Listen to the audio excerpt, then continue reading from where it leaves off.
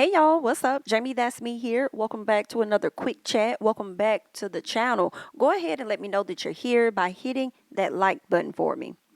Listen, I just wanted to come and have a quick chat with y'all, just chit chat about a few things. Okay. The first thing I want to talk about is this Dreamville festival because I'm really loving this lineup. It's the fact that I will be there in attendance. Okay. I will definitely be there with my fiance.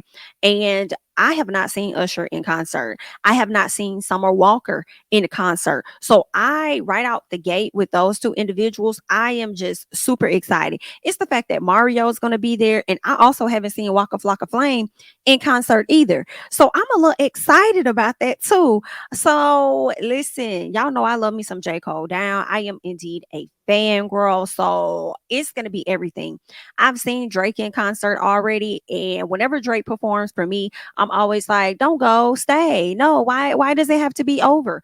So I listen, I'm gonna have a great time at this Dreamville Festival. You guys let me know if you will be there as well, because listen, it's going to give what it needs to give, period. Okay. So, again, y'all let me know in the comments if you'll be in attendance. Next up, as we speak on music and things, I want to talk about Miss Nicki Minaj. Okay. Because Nicki Minaj just dropped one of her songs, and I believe it's called Red Ruby or Ruby Red Sleeves. I want to make sure that I have it named correctly. So, give me 1 second. Let me make sure that I have this down.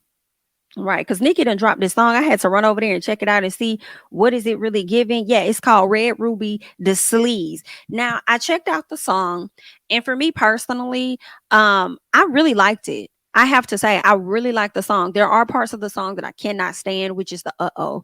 Y'all remember that girl Lumity or whatever her name was? That song.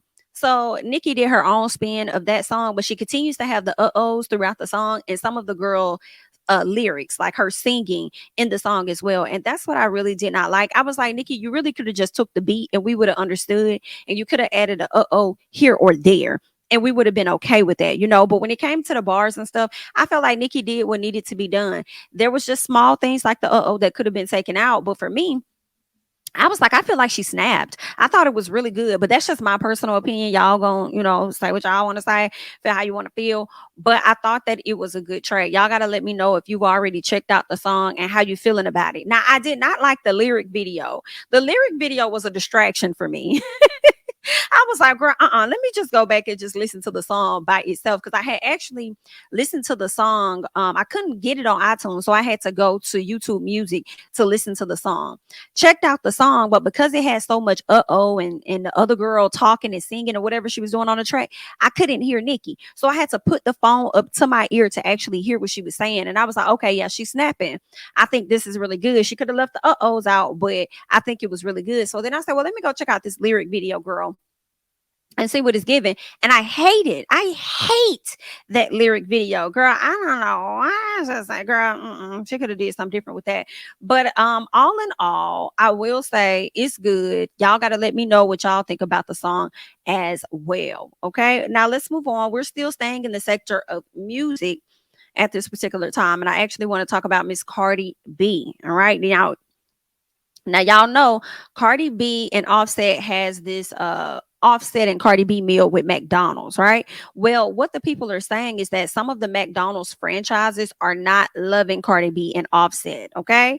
They is not here for them, okay? It seems like what they're saying is that some of the franchise feel as though Cardi B and Offset's lyrics doesn't represent what it is they represent as a company. And for me, I'm over here like, girl, I know y'all not talking Mr. and Mrs. Ice Cream Machine always broke the hell down. Excuse me, Mr. Mrs. Disrespectful as customers that y'all be having up in there. Rude ass customers, girl, all the different fights we've seen take place at McDonald's, and y'all want to sit up here and talk about how Cardi B and Offset's um lyrics or whatever it doesn't represent your company, girl, sit it the entire dog down, if you ask me. So I was just like, girl, I know y'all not trying to, girl. If anything, I saw so many people purchasing, hello, purchasing these doggone meals just off of the strength that Cardi B's name was attached to it, because it sure wasn't no damn Offset, if we being honest here. Okay, now I did see on Twitter, and I had to go and search and fact check to make sure this was right, and I saw that it was quoted on the Wall Street Journal. And the chief marketing officer of McDonald's, Mr. Tariq Hassan, he said that the Cardi B and Offset meal has already brought in significant business for franchises and the company, and has driven excitement for the brand, including on social media. So whatever these few franchise owners are talking about and being unhappy with, the lyrics or whatever is going on with Miss Cardi B and Offset's music or whatever, girl, listen, they still over here helping y'all products. Period. So I'm, and not so much as helping y'all products, but helping y'all franchises, helping y'all companies, help y'all drive in money. But I guess y'all not making that money if you're refusing to sell those items. So, girl, clownery at its finest. Now, granted, it is your franchise company. You can do whatever it is that you want to do, I suppose, as a franchise owner. But, girl, get your coin.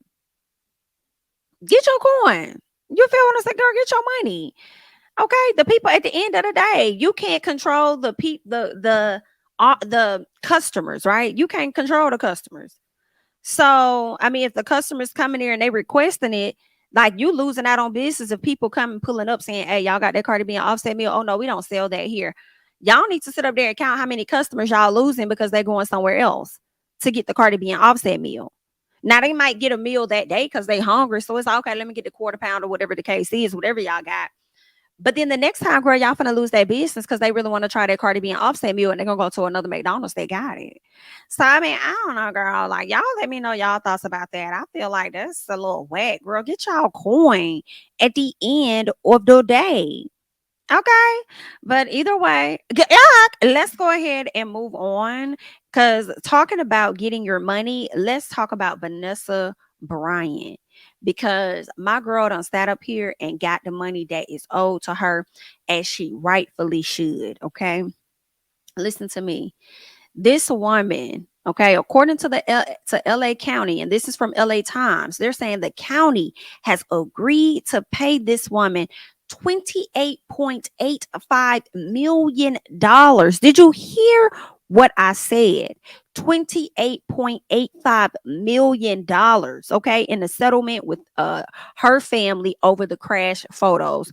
First of all, she is owed every dime, as well as the families that were also a part of that crash. I believe some kids lost their parents. You know what I'm saying? It wasn't just Kobe Bryant that lost his life along with his daughter.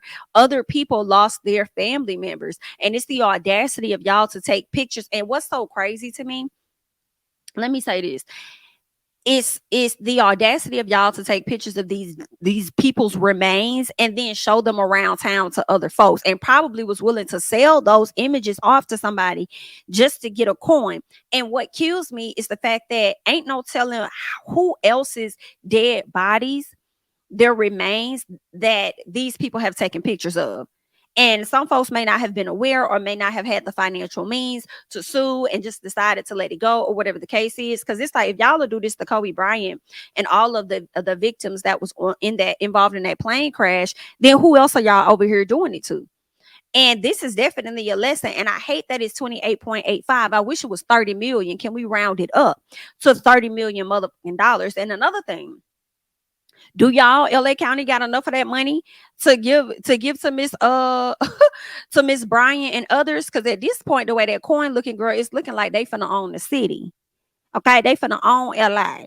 If y'all finna dish out this much, and I know another thing, y'all better not sit up there and raise no taxes, no county tax, no state tax, no nothing, so y'all can sit up here and pay this damn tab. Okay, trying to charge the citizens to put money in y'all pockets so that y'all can turn around and pay it to Miss Vanessa. You better not.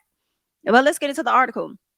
They're saying Los Angeles County agreed Tuesday to pay $28.85 million to the family of Kobe Bryant, concluding 3 years of litigation that began after deputies shared graphic photos of the 2020 helicopter crash that killed the Lakers star, his daughter, and 7 others. Okay, the settlement agreement filed in federal court also resolves pending litigation originally filed in the state court and adds to the $15 million a jury had already awarded to the basketball star wife. So wait a minute, Miss Ma'am already was awarded $15 million. And now they're adding on to that. I forgot what the first 15 million was. I hate they didn't mention it in the article, but I'm not sure what the first 15 million was, because she did win something. But now it's giving that she's about to win 28.85 million. That's a lot of money. But the 28.85, from my understanding, is going to be split up amongst her and the other 7 families. So she did her big one for not just her family, but for theirs as well. All right. So let's see what else they're saying. They're saying the lead attorney representing the county in the case called the settlement fair and reasonable. BIT. I know you did. I know you did, ma'am. Not the lead lawyer representing the county, girl. I know you did.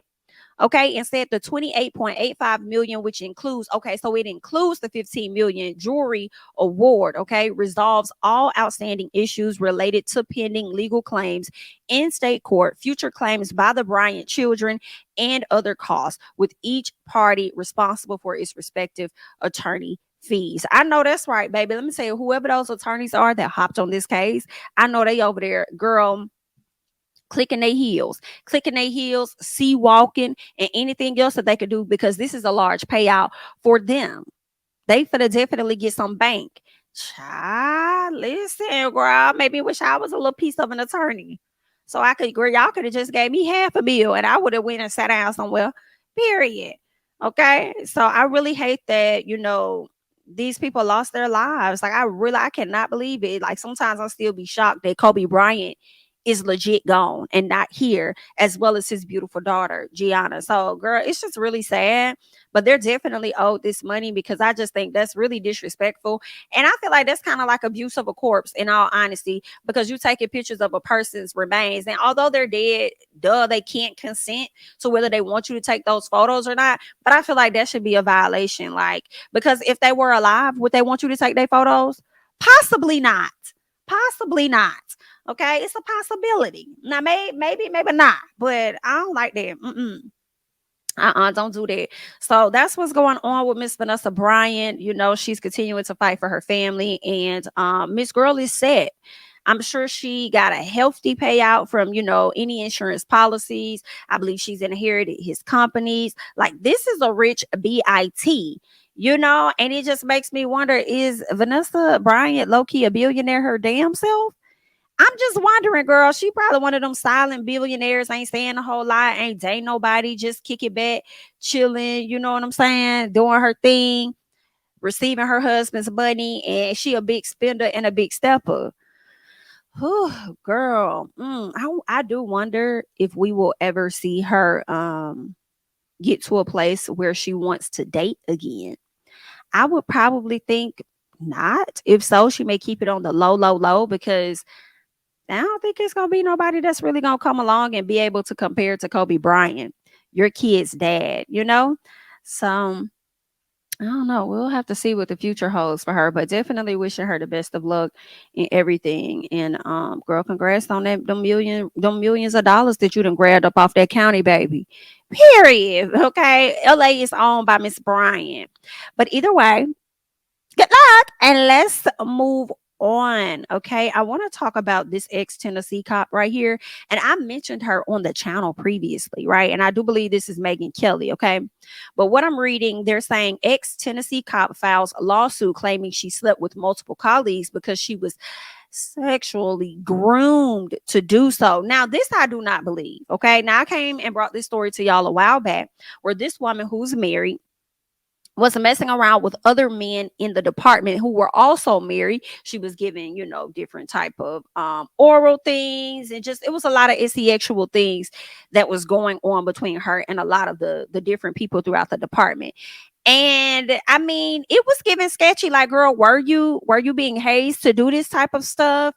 Or was this something that you really wanted to do? And the fact that she did some things included with one of the officers' wives and all of this and that, girl, it's giving, I don't know. I feel like this was some stuff you enjoy partaking in. Because it's like, don't nobody want to be no police officer that bad. Girl, don't nobody, girl, especially not during today times, girl. They not getting paid that damn much, to be honest, okay?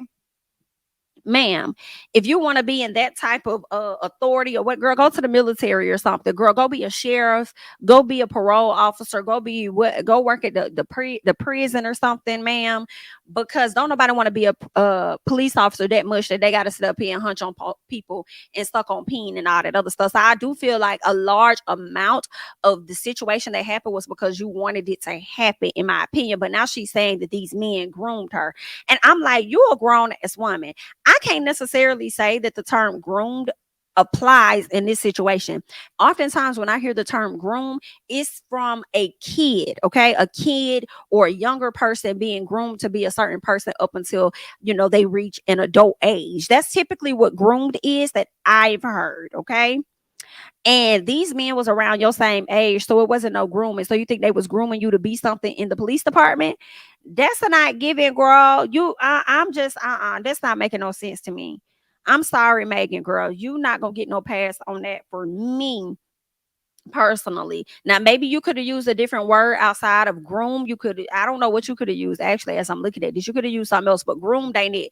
But they're saying Megan Hall was released in December of 2022 from the Laverne, if that's how you say it, police department. Her termination stemmed from an internal investigation that found she had sexual relations with a now fired detective Shields, a patrol officer, a Perez, and Sergeants Powell and Sergeant McGowan. During her employment, Hall performed oral on Powell and Shields inside the station and the police gym. Girl, a lot of this was because that's what you wanted to do. She also confirmed multiple booty calls with Perez and McGowan. Among one of the most shocking acts was a threesome that took place between Hall and Officer Malekiko. I don't even know how you say his name, and his wife, along with a K9 officer, Holiday and Schaubert. And they only faced suspension. Girl, I cannot. Not y'all done fired her, and some of the people that she committed acts with were just suspended. No, that's not sounding right, and that's not helpful for y'all's case. Everybody should have been let go. Now, Hall has now sought legal action against the department in the complaint filed on Monday. She maintained that she was the actual victim. The 26-year-old claims that while seeking role models in her position, y'all, on the force, she found predators. Now, I don't know if groomed is the right word. Y'all gotta let me know. Now, maybe she could have been blackmailed or something. Maybe something like that was going on. But at the end of the day, girl, I would have just left the police force because it's really not that deep to be an officer, girl. It's just not. So I'm a little confused. All right. Now they're saying that her suit reads, in place of offering professional development, her supervisors and the chief of police groomed her for sexual exploitation. Wow, wow, wow. Oh, girl, this is just horrible.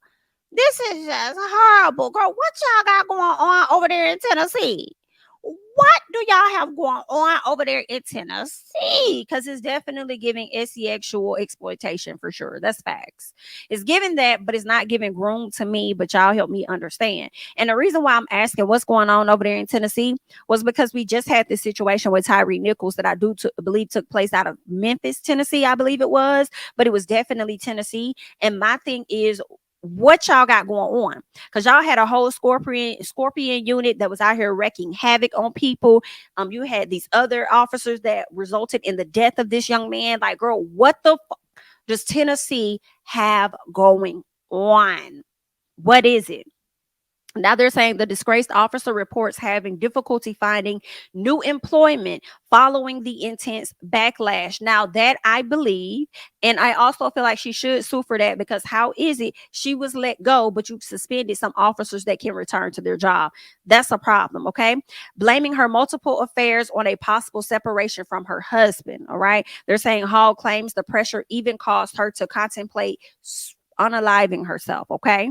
She is now seeking an unspecified amount in damages for her mental distress, reputational harm, lost wages, and emotional despair. So I do agree that she should be awarded something, but I don't believe she should be awarded everything, in my personal opinion. If she sued for, let's say, 500,000, I feel like if they have text messages and stuff that can prove that she was reaching out to them to link up with them and do all this extra stuff and all this whatever, then I personally feel like she should not be awarded the full 500,000. She should get 250 or whatever small percentage of that because of the damage that it did to her reputation. Because she is definitely getting dragged. That is emotional despair, especially during these times with inflation and everything like that. So girl, it is a struggle. You can't get no job with all of this stuff that's going on. But then also, girl, are you actually looking for a job or are you looking for a payout? I don't know. I don't know. And now that I think about it, you should be able to get a job the way these officers be out here abusing folks at one job, get laid off or fired, and then go to a whole nother district, whole nother county, and they working over there as an officer still. So really, in all truthfully, you should still be able to get a job despite what is being said about you here. Hello. So it's giving you looking for a payout, but I'm not saying that they should not pay you. I just don't know how much you should get paid because I feel like this was a little bit of what you wanted to do, but it's just what I think, girl. Okay, that's just what I think, Miss Miss Megan. That's what I think. Okay, but I wanted to bring that story to y'all because it was crazy in the beginning and it's continuing to get crazier. And this is just an update, so y'all gotta let me know what y'all think about this particular situation here.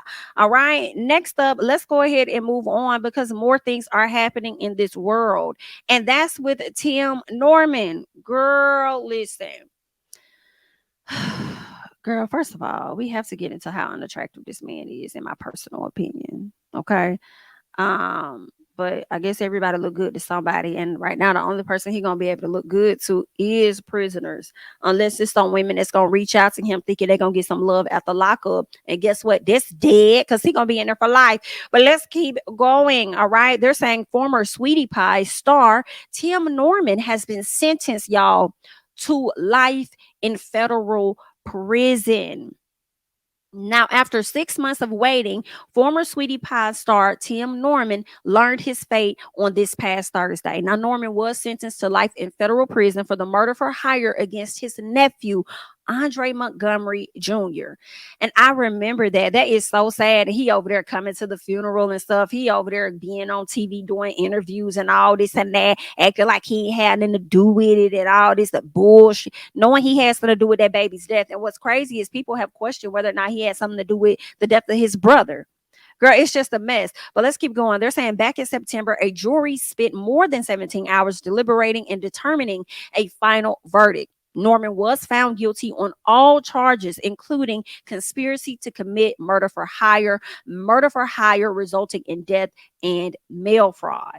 Norman and his family are known for the reality TV show Welcome to Sweetie Pies, which was on Oprah Winfrey's network. Okay. Now, back in 2020, Norman was accused of being the mastermind behind his nephew's death. In 2016, court documents did show that Norman took a life insurance policy out on Montgomery for $450,000 in 2014. And it wasn't even worth it because you really couldn't even do nothing with it. Now, they're saying last week, Norman took to social media and wrote this, claiming his innocence with a caption saying, innocent. 3 others have been charged and pled guilty for their roles. In October 2022, 31-year-old Tre'vell Anthony Hill was sentenced to 32 years in prison after pleading guilty for his involvement as the shooter. Ain't that something? That's crazy. The shooter got less time than the person that constructed the whole thing. And this what you get. All right. Now, in his plea agreement, Hill admitted to meeting Montgomery's uncle, Tim Norman, on the day of the murder. He also stated that he understood that Norman wanted Montgomery unalived. Ain't that something? Now, back in November of 2022, Norman's insurance agent was sentenced to 3 years in prison after pleading guilty to conspiracy to commit mail and wire fraud. Wow. And then there was another lady that was involved by the name of Terica Ellis.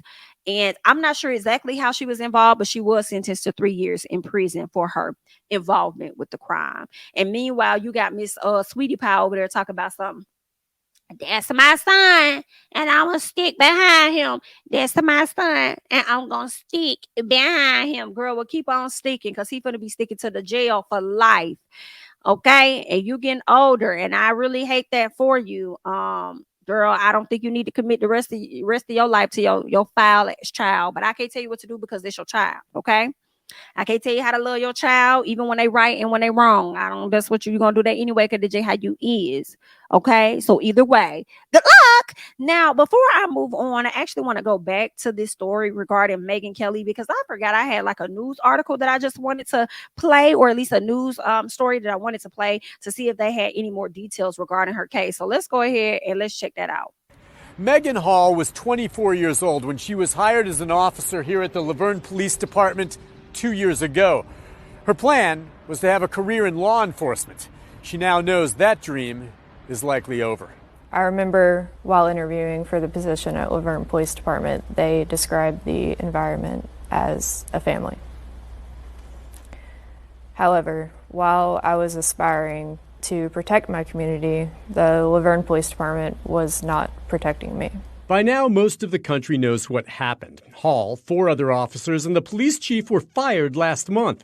This after 2 separate investigations found that Hall engaged in sexual activity and or shared intimate photos and videos with several male officers.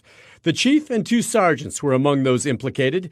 Now Hall and her attorney, Wesley Clark, are suing those 3 supervisors and the city in federal court for civil rights violations. Megan wasn't looked at like a rookie cop to be trained and promoted. She was looked at as a piece of meat to be sexualized and exploited. Since the story broke, Hall, the lone female officer fired and only woman on the second shift, became a target nationwide for sexual jokes and taunting. I received harassing and threatening messages on my phone daily. I felt like I had been terrorized. And yes, now she is suing.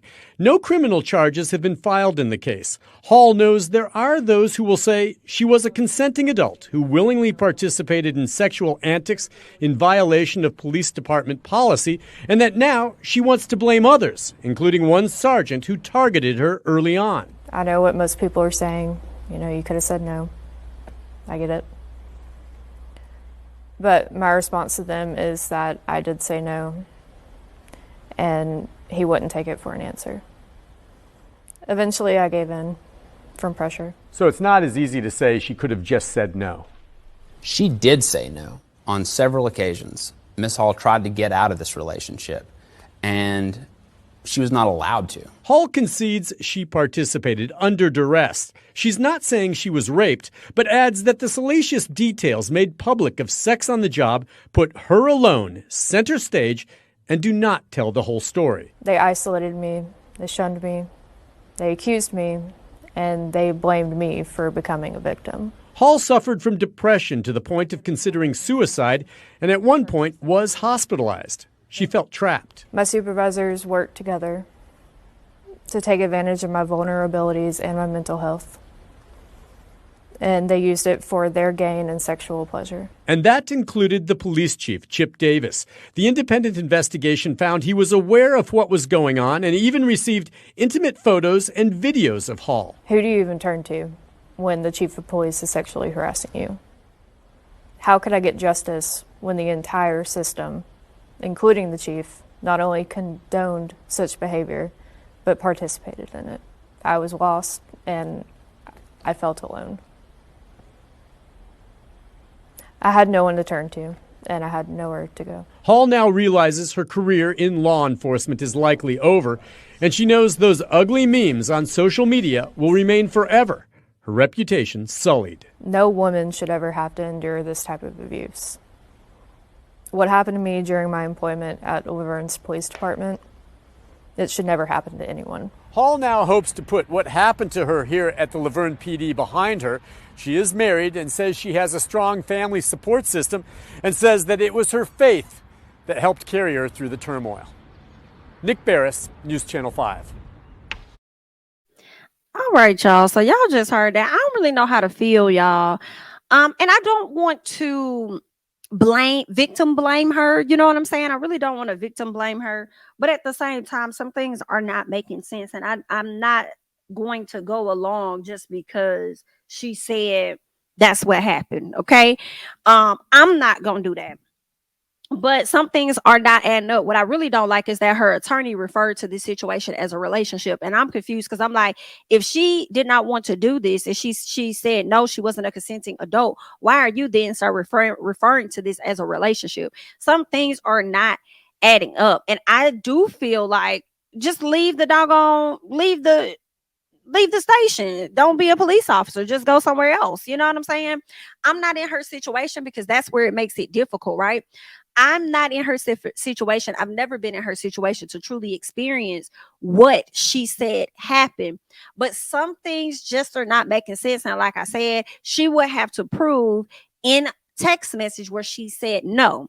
If there's any text messages on their end where it shows she wanted to link up, like, hey, where y'all at? I'm trying to link up. Da da da da. It's going to make her look bad and it's going to hurt her case. I do feel like a lot of what she said definitely came from paper written. I don't feel like it came from the heart. That's just, how I feel about it. Drag me in the comments, girl. Feel how you feel, but I said what I said. I'm not 100% believing her story, but I definitely believe she could have felt intimidation and things like that, just feeling a bit of uncertainty or whatever. But and then she's saying she just gave in. Like, girl, I don't know. Something not adding up. The calculator is a little broke over here. Okay. I have to hit it a few times to get the numbers to work. Okay. Because it's not working right now. But that was a good news story. And I'm glad that I got a chance to play that.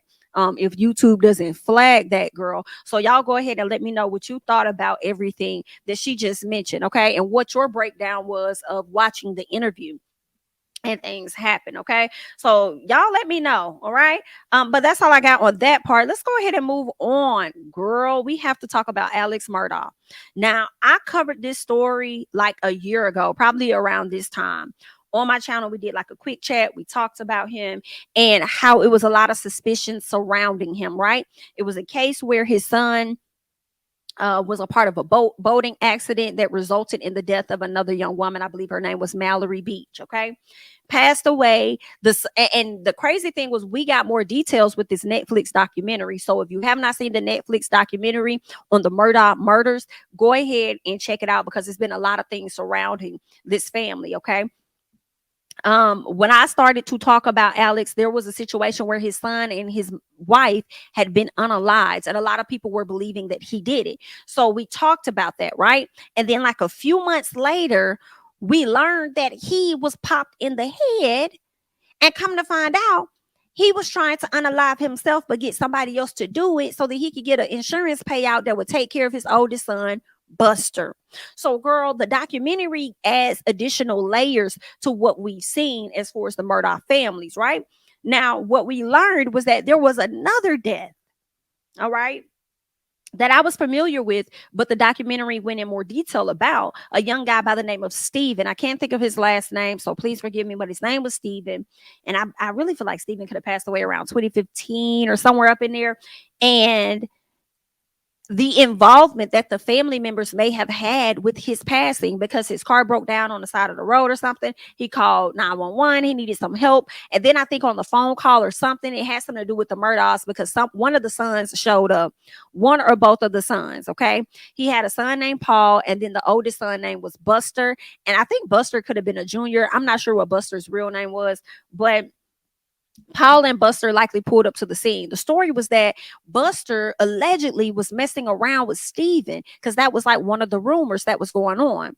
And I guess since the rumors were getting so big, people believed that Steven could have been unalived by Buster, because his death was kind of like a cold case. They never knew exactly what it was that happened. But keep in mind, they lived on those country roads where it's a lot of trees and you may not get to the next house for miles. And it's not a lot of street lights. So that's how the Murdaughs lived. And that's where kind of how their county is. When you live in counties like that, I feel like you can get away with a lot more.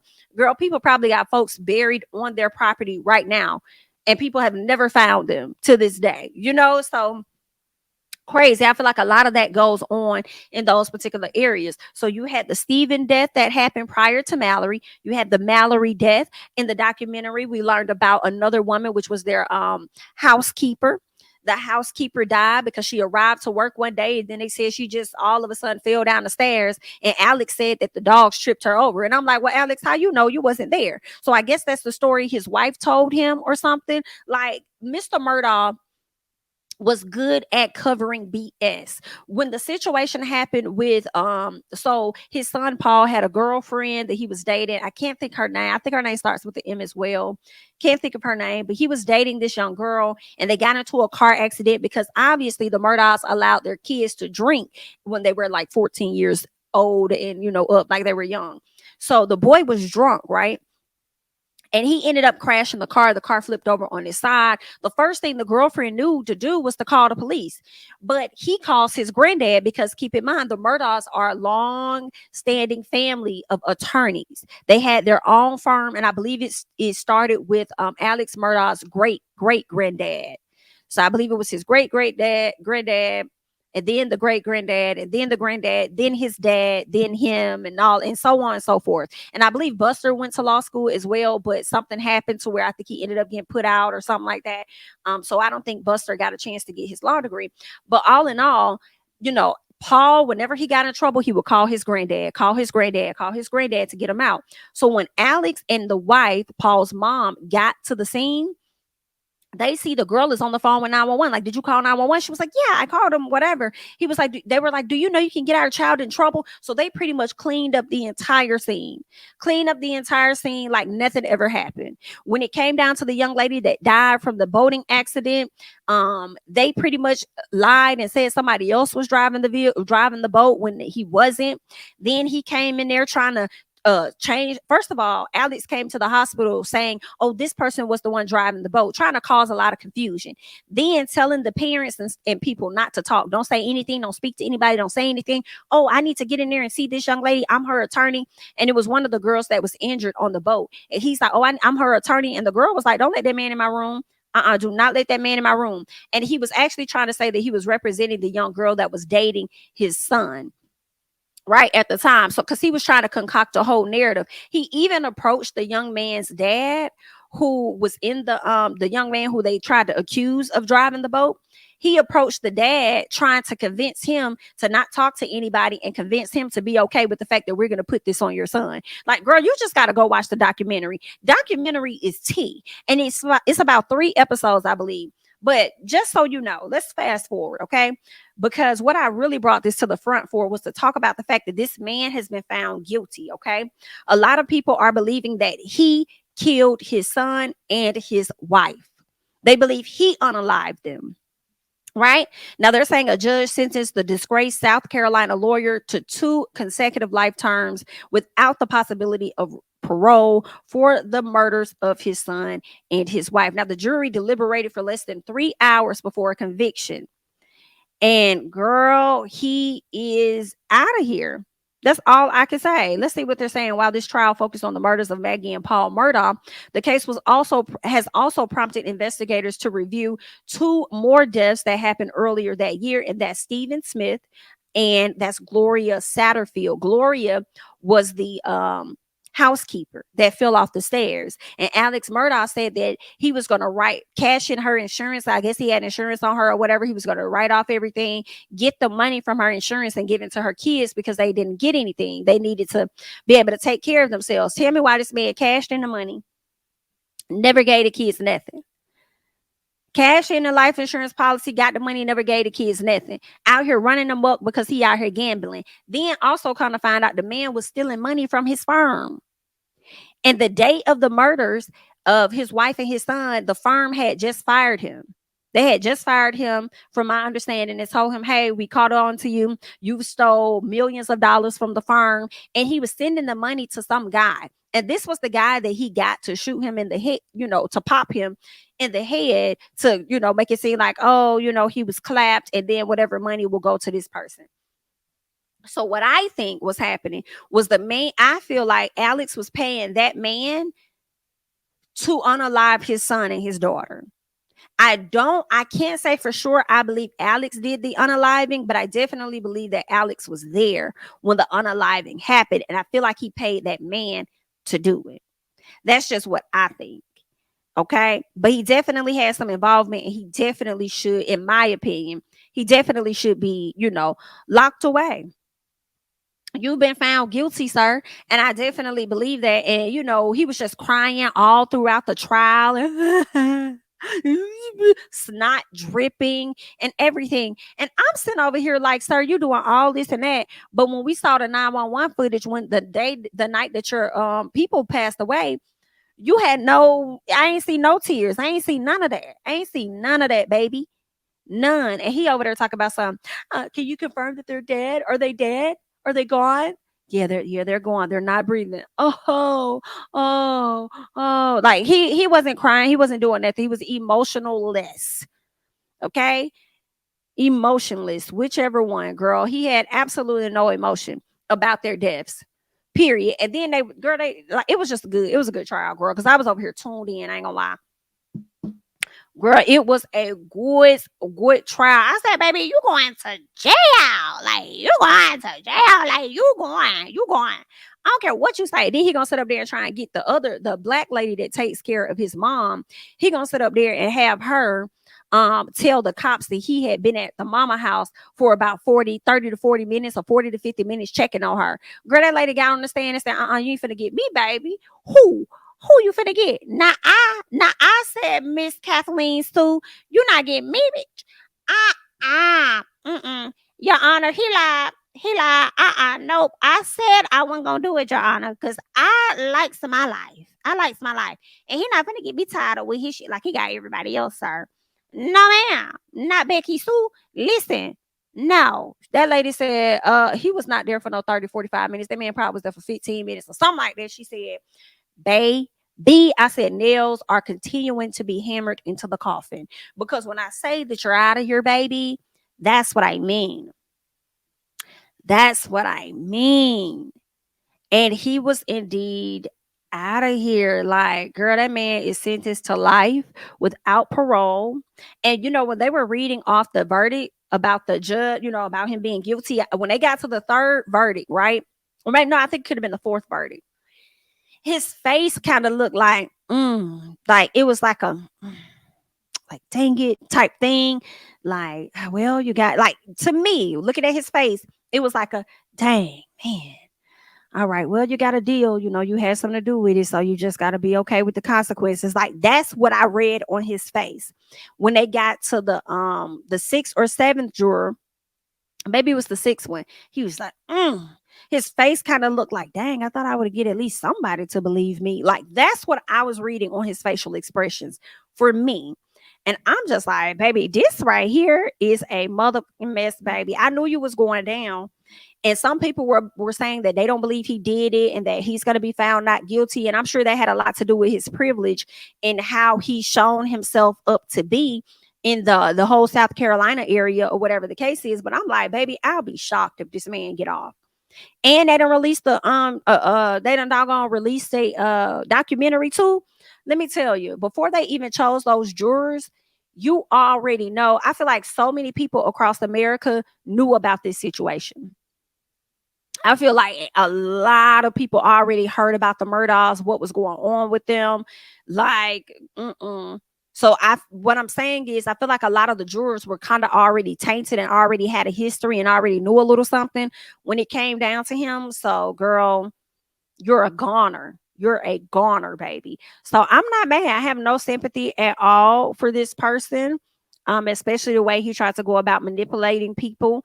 And, it's one thing for you to hear it in a documentary before that black woman to sit on that stage and on that stand and pretty much say that he told me to say, like, he was there for like 40 minutes, but he wasn't. Girl, that's all I needed to hear.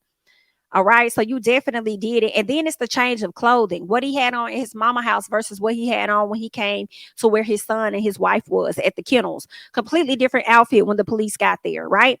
Then he sent over there saying that he was not there with them when they were at the kennels originally that night. But come to find out, the son's Snapchat exposed that the man was there the whole time.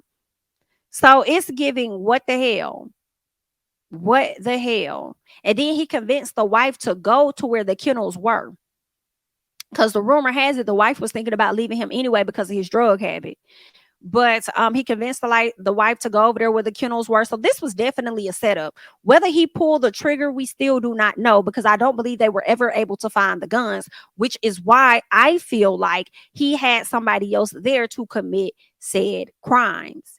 But he had a strong involvement in it. And I feel like the transactions that he was taking from the bank to give to somebody else was proof, in my opinion, that he paid somebody else to clap his family. Child, that's crazy. And Buster, baby, you about to be out here all alone. You better hope you can go to law school, but I doubt that you can. Because, see, your granddad has passed, from my understanding. If your grandmother hasn't passed, she's very ill. She's on her way. And then your mom, you lost your brother. You know what I'm saying? And now your dad is locked up. The only thing you got is your uncles. So hopefully they look out for you. But baby, this is messy. All right. So there's the story over there on Mr. Alex Murdaugh. Yeah. Good luck. I hope it works out for you, sir. Let's keep it going. I want to talk about Mr. Chris Brown, because Chris Brown was seen, girl, snatching a phone and throwing it from one of his fans. And I do want to play that for you guys real quick. So let me try and get that up on the screen. It's not going to be any audio, because y'all know how YouTube like to play. It's not going to be no audio. So I'll just put this up. Mr. Chris Brown up here dancing, getting it in, doing his thing, girl. Look at him. Look at him, girl. He over here really trying to get all her attention, and she ain't giving him shit. Look at him. Girl, this is comical as hell. He over here grinding, doing all this extra stuff. Girl, this is embarrassing and comical at the same time. He over here trying to show out, and this girl ain't paying his ass no attention. She over there on her phone trying to show how she on stage. Girl, comical. Now he done took her phone and threw it out there in the air. What? Girl, this is hilarious to me. Now he done sat up here and took this girl phone and threw it into the damn audience. Now listen, some part of me was a little bit like, that's what you get. This man done brought you up on stage, and he's grinding on you, dancing on you and everything. And girl, you ain't paying this man no attention. Girl, you over here, girl. And that's the common thing with today's age. Like, we don't know how to really just live in a moment. We got to capture everything. And it don't even seem like she was trying to capture him for real. So he took the phone and tossed it. And I'm slick, like, that's what you get. But he could have took the phone and put it down, right? However, I had a lot of thoughts about this. All right. So my next thought went into, but Chris, that's not your motherfucking phone. And if that was me, I'll be mad as hell that you done sat up there and, like, are you crazy, sir? Get me off this stage, Your Honor. Get me off this stage. Okay. I probably would have been mad as fuck. Okay, but who knows, girl? I don't know. Maybe he would have won me over with a little grind on my lap. I don't know. But at the end of the day, it's not your phone. And I said he must clearly knew that he could pay for whatever the price is, that he would sit up there and snatch her phone and throw it into the audience, right? So there's that. Then I went to the thought of this, Chris, that's what you get. That is exactly what you get. And as much as I enjoy your music, you know what I'm saying? And I enjoy you for the most part. My thing is this. Out of all of those women, and I don't know how you got her to come on the stage, but out of all of those ladies that was in the audience, you chose this woman. And you was just being dragged not too long ago about being a colorist or whatever the case was. And you chose this woman. You could have chose a browner woman. Okay. And you wouldn't even had to throw her damn phone. She probably would have left that bitch on the floor in the audience anyway and came up on that stage so you could grind up on her. You feel what I'm saying? So it's just so comical and funny to me that this is the person you chose, and the person you chose ain't even paying your ass no attention. Girl, I hollered and I cackled, and it was a mother key to the key, if you hear me. So definitely I was feeling like this what you get. This what both of y'all get. I don't care. Shout out to the young lady, because she did get her phone back. And Chris, you better be glad she got her damn phone back, because if she would have sued you for 100 to 150,000 or whatever, then that's on you. Because I feel like that's a little bit of assault. I feel like that's a little bit. You snatched this lady phone out her hand. Okay. You snatched that phone out that lady hand, like Drew said her husband snatched that phone out her hand, and she called the police on him, even though the police did not come. All right. So that's what it's giving. And you didn't have to do that lady like that, because you wouldn't get no attention. That's on you. That's what you get. That's what you chose, and that's what you got. Period. Still love you down, but we finna move on, okay? Y'all leave y'all thoughts and comments about that situation down below. Okay. Next up, I want to talk about Michael B. Jordan. Okay. Because recently he was labeled as a corny man. And you know what's so comical to me? Y'all, for some reason, need a roughneck. Gotta have a roughneck. Need a roughneck. Gotta have a roughneck. And need a roughneck. Gotta have a roughneck. And when you get that roughneck and he busting you upside your head, then you want to come on social media and you want to cry to us. Listen, I'm still gonna say he wrong, though, girl. I'm still gonna be on your side. However, y'all want a roughneck, but then you come on here and you be trying to clown men like Michael B. Jordan, clown men like Russell Simmons, clown men like that, and then want to sit up there and call them corny. I'm waiting for y'all to call Damson Idris corny now that he's with Miss Lori, because he don't be out here doing all this either. So what other men are y'all going to be calling corny? And it's like y'all be accepting and adopting these ideas of these trash ass men. These trash ass men that don't even know how to really treat women for real until later in age, when they're about to croak and realizing that they ain't young no more and they don't want to live their life by themselves. Then now they want to try to get it together. Y'all be sitting over here adopting their ideals and labeling some of these men that I'm sure are good men and men that have yet to be labeled as problematic outside of their quote unquote preference. You know what I'm saying? Y'all be trying to label them as corny. And it's like, no, the corny NIGGAs is the niggas that sit up there and claim another man is corny. That's what's corny, because they don't move and operate like you. You're corny as fuck. Period. I do not care what nobody is talking about. I want to go ahead and play a clip, because all of this stemmed from an interview Michael B. Jordan did with L'Oreal. Okay. He did this interview with L'Oreal. He and L'Oreal has a history because they went to school together. All right. I'm seeing some people say it was middle school. I'm seeing some people saying it was high school. I don't give a fuck what school it was. All right. I do feel like things that happen to people at those younger ages, they hold on to, and it kind of shapes a bit of who they are, in a sense. Right. So it's like people may not remember some of the things that you said, but they're going to always remember how you made them feel. And I think that that is indeed a fact. And let me tell you what he does in this video, bitch, I'll do it to any of y'all I went to high school with that was talking shit. But I would do it to any of y'all, period. Because one thing about me, I really do not like people that didn't used to fuck with me. And then now if they say, I see I'm growing in a certain space or whatever like that, I really don't want you to be over here like, hey girl, what's up? Da, da, da, da. Like, no, scoot back just a little bit, please. I want you to have that same energy you had in the beginning. Don't fan out. We good. Okay. That's just how I've always been. I've always been like that. Like, I want you to just be who the fuck you were always. Okay. Period. So for him to have this interview and he pretty much acknowledges what she said. A lot of people are like, really, Mike? Or really, Mike?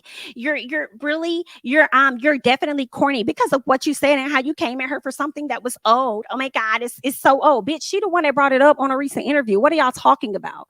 If she brings it up, he has every right to discuss it.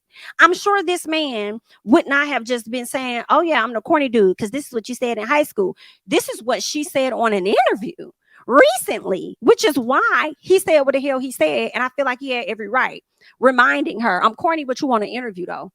Let's talk about it. What's up? Michael B. Jordan, the director and the star of Creed 3. And, you know, we know each other. We go way back all the way to Chad Science in Newark, okay? Oh, the corny kid, right? No, I did not say that. Misquoted for sure. No, you did not hear me say. I said we used to make fun of the name, but yeah, he is obviously killing things out here. How is the difference between you actually directing and working with the same people that you were directed with versus? It was awesome. You know, it's a family vibe.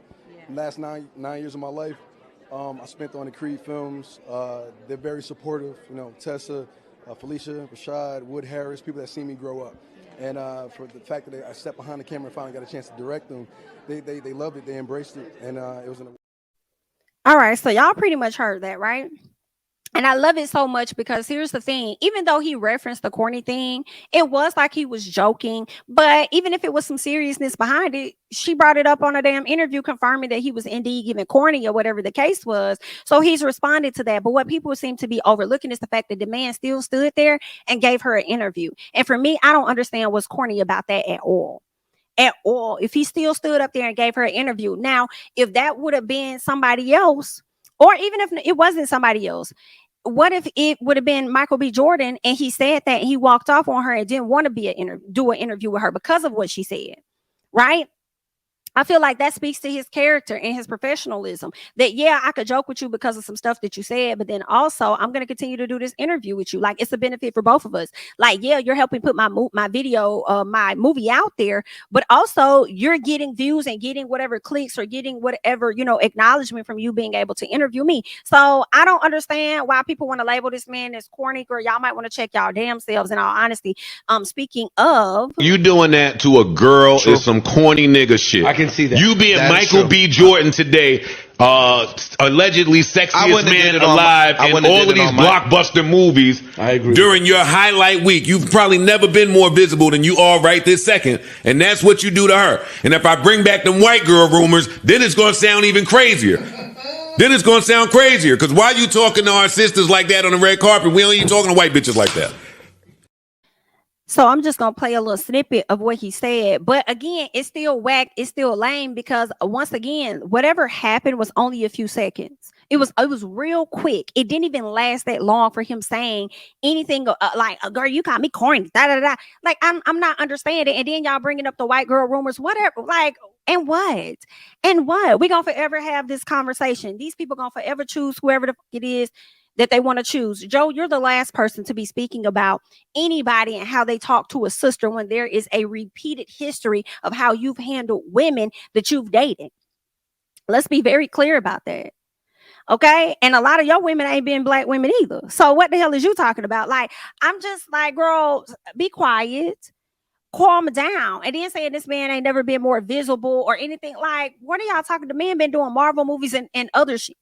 You know what I'm saying? Like, Michael B. Jordan, always visible. I mean, he's been covering the covers of other magazines prior to today. Like, what the fuck are y'all talking about? Like, for me, y'all just make absolutely no dog sense. Okay. None at all.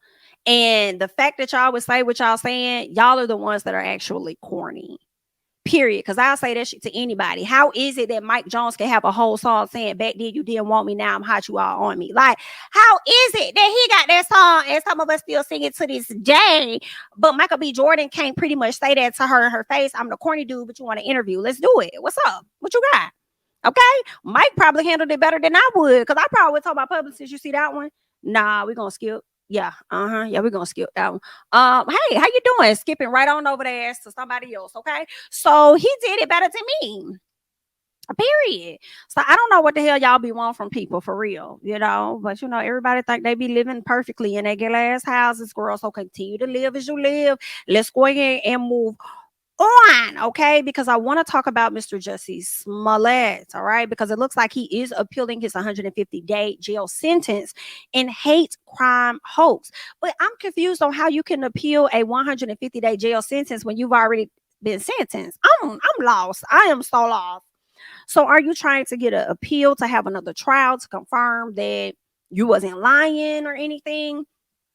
What was it? I don't know. So attorneys for Jussie Smollett filed their appeal of his conviction on Wednesday as they seek to keep him from having to go back to jail on hate crime hoax charges. Okay, so I guess he has not done the full 150-day time frame. Oh, that's right. He didn't, because I believe he got out within a week or something. So they're saying Smollett was released a year ago pending his appeal after serving 6 days of his 150-day sentence. Attorneys for the former Empire actor were originally due to file his appellate brief last August, but have been granted 5 extensions of that deadline. Smollett was convicted in December 2021 of lying to police when he claimed to have been assaulted by 2 men who shouted homophobic and racist slurs, poured a chemical substance on him, and put a rope around his neck. In the appellate brief, Smollett's attorneys argued that the trial judge, James Lynn, made a series of reversible errors, that the 150-day sentence is excessive, and that the entire prosecution should have been disallowed. All right. Let's see what else they're saying. Smollett was initially indicted on 16 counts in 2019, but the state's attorney office quickly dropped those charges. Following a community-wide outcry, another judge ordered the appointment of a special prosecutor who revived those charges, which is very, very interesting to me, because it seems, I wonder why he dropped those charges. Did the original attorney drop those charges because they may have worked out a deal, or did he or she drop those charges because they found that he wasn't lying, but then somebody else picked it up? Because it looks like the attorney dropped the charges, but the judge decided to pick it up. And I feel like because the the situations with the police was so heightened, they didn't want him to get away with something. So I don't know. I'm gonna be honest, y'all. I still don't know if he did it or didn't. A lot of people are gonna say he did, and you could be right. I'm just saying that I don't damn know. I don't know if he did or he didn't do it. We also know that a lot of people go to jail or are sentenced or found guilty a lot of times when they did not indeed commit the crime. Some things of his story did not necessarily make sense, but I don't know. Because that just got me like, why you dropped it, the all 16 counts, and then turn around, the judge decided to pick it up. So it sounds like the judge was trying to do the work for the officers that was really upset with how people were looking at them. Because I feel like the officers got a lot of backlash, especially during that time frame where things were so heightened. So I don't know. Y'all gotta let me know y'all thoughts about some of this. Okay. Smollett was also ordered to pay $120,000 in restitution to the Chicago Police Department for its overtime costs and a $25,000 fine. The defense argues that Illinois law does not allow the police department to be considered a victim, and that therefore the restitution order should be overturned. Interesting. Smollett's defense has agreed repeatedly that the second prosecution should have been barred under the principle of double jeopardy. And that is another thing that has me very interested, because if he went up for the charges and the charges were dropped, how can you then go behind them and then try to give him to revive the charges? Now, because he was not found innocent and the charges were just dropped, then I would think that the principle of double jeopardy does not necessarily apply here, because I always believe double jeopardy to only apply once you've already been found, let's see, innocent of a crime. Then they can't come back and try to try you for that crime again, which is interesting within itself, because if a person is found guilty in a crime, they can appeal and probably get a whole nother trial in hopes of getting an innocent plea. But if a person is found innocent, you can't retry them to find them as guilty. I don't know, girl. That's some interesting stuff. That's a one over there. That's some interesting stuff right there. That's a one over there. All right. But y'all let me know y'all thoughts. I know y'all gonna do that anyway, girl, because it's just how y'all is. All right. But I thank you guys so much for watching. That's all that I have for you today at this particular time. Again, be sure to like the video. Be sure to subscribe to the channel. Follow me on Instagram and Twitter at JamiThatsMe. And I will catch you guys in the next one. Bye-bye.